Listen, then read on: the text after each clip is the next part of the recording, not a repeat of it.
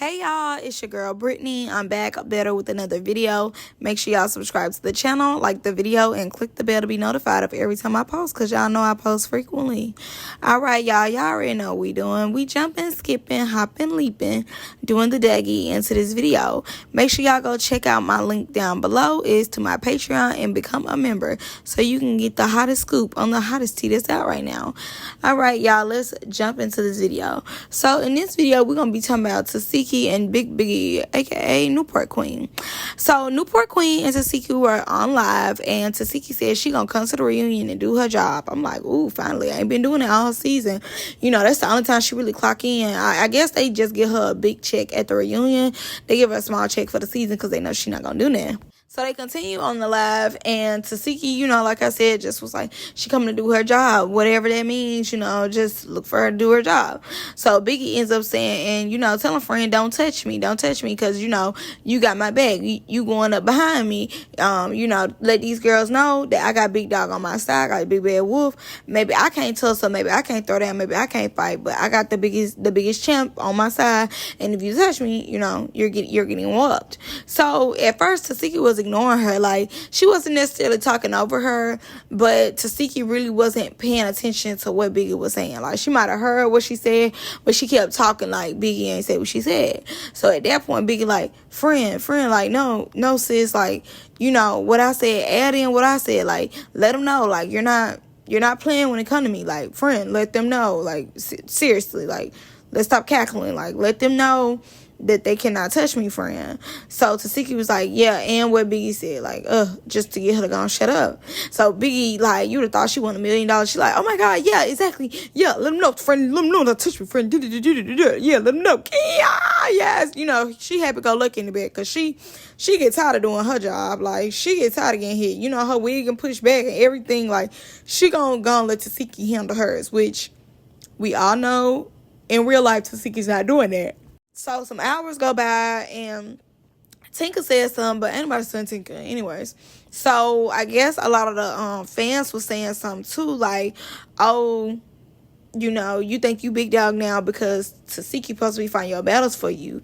You know, all like, we always knew you was scary, all this, all that. So the fans was going crazy on Biggie, and Tesehki ends up putting in the comments like, we're just entertaining people, Biggie's not using her to be a bodyguard, we was just on there entertaining y'all. Very demure, very cutesy. Now, this is my thing about Zeus's like tea they be going on during the week. To an extent, they are very boring. Even with they drama they be having, I feel like a lot of times it's boring. Like, maybe not the Diamonds of the world or the Honors or the, maybe like the Rollies. Rolly, when she spill it, you know, on the internet. But I just feel like the Biggies, the Tesehkis of the world are even boring on the internet. You know, they go live every day. It's a problem every day. Every day they get into it with somebody or saying they gonna do this, saying they gonna do that. But it's like, for me, the drama outside the show is boring, and even some, not all, but some of the drama on the show is even boring to me.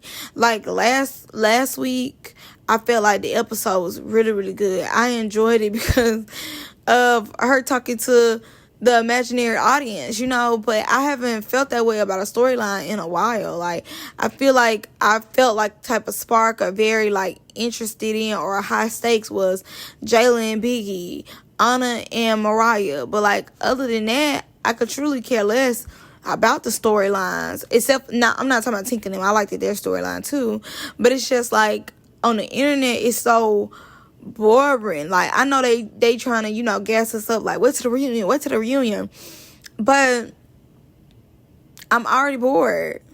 And even though I feel like Diamond gonna come in and she gonna do what need to be done, you know, it's just like, still, they already talking about a reunion, and we have so much more of the season to get through. We have a whole nother maybe 8 episodes probably to get through, and they already saying, you know, what they doing at the reunion. Like, Biggie talk a lot. We already know Biggie ain't in the paint like that. Like, Biggie's not doing nothing, and she probably really did want Tesehki to, you know, make sure she was straight. She probably really did. She probably really thought that was true till Tesehki came on there and said, we're just entertaining y'all. I'm sure she was crying in the corner smoking at Newport like, dang, oh my God, really?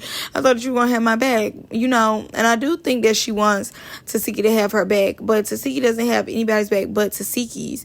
And like I said, it's kind of like the drama to me, it's just very boring, very lackluster. I'm not as invested because I know in actuality none of y'all really can't tussle. Like, Tesehki, we know could tussle, and yes, like, I want you to clock in and do your job finally, because you haven't been giving anything to the show.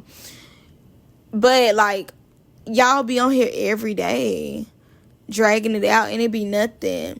Like, Tinka and Meatball, when they see, you know, they did all that talking.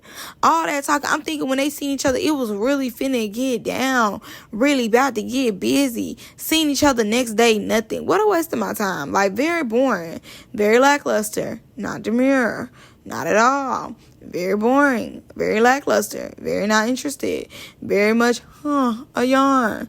Like, I don't like that. And that irritates me because, you know, me as a viewer, I be excited for y'all to get in the paint. And then when y'all don't, and y'all just record each other about how you doing, and, oh, I thought you were going to do something. Me too, I thought both of y'all were going to do something. But y'all are boring. Okay, let me move on to the next thing, is Tesehki and Krishan. Honestly, I do not blame Tesehki for not forgiving Krishan. I do not blame her at all. I was going to talk about this on my Patreon, but I really don't have a lot to say. I'm the type of person, I really don't care for Krishan. I've never cared for Krishan, ever. Never. I've never cared for her. I've never liked her. She was never my cup of tea.